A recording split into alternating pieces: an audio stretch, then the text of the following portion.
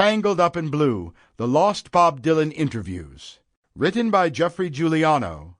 Narrated by Geoffrey Giuliano.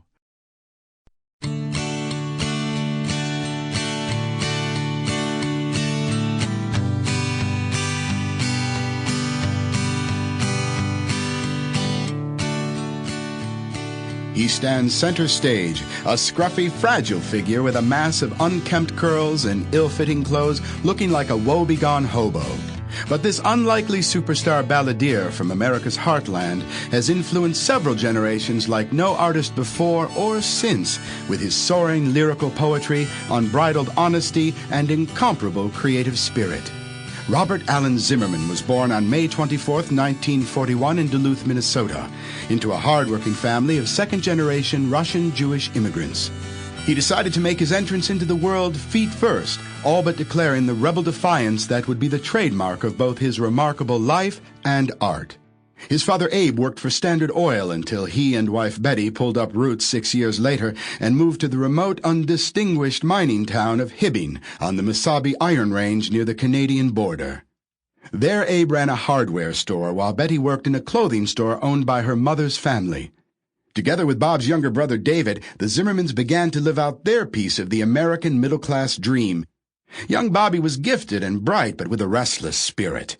He was easily bored with the endless toys, sporting equipment, and summer vacation camps his parents indulged him with.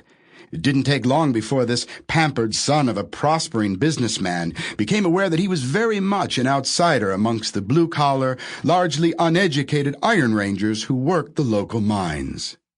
Alienated from his peers, Bob would spend hours by himself honing his introspective nature.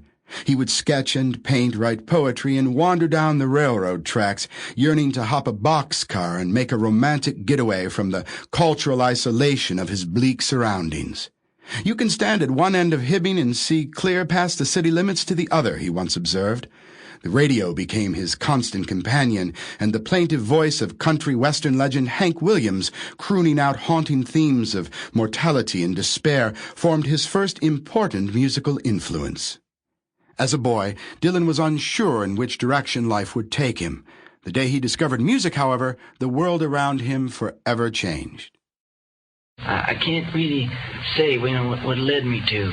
I can only say that I look to do a lot of things, I'm one of these people that thinks that everybody has certain gifts, when they're born, and get enough trouble trying to find out just what it is. I figured first it was...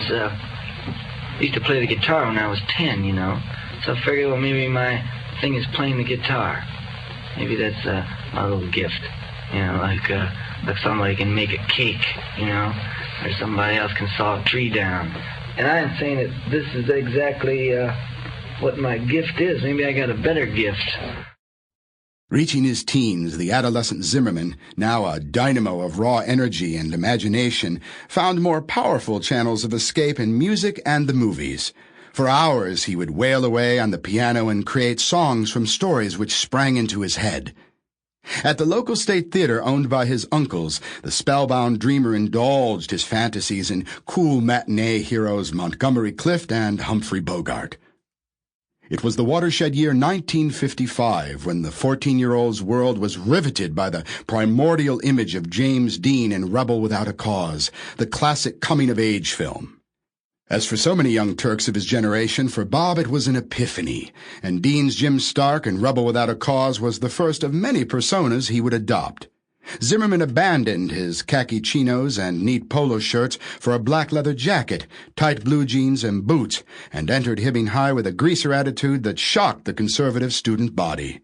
The cornerstone of this transformation was the stirring new music seeping up from the Deep South, led by the gospel rock wailings of Little Richard.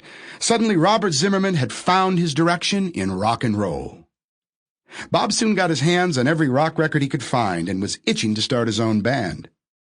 After tracking down a drummer and guitarist among his classmates, Bob formed a trio called the Golden Chords, and their first gig was the Hibbing High Jacket Jamboree.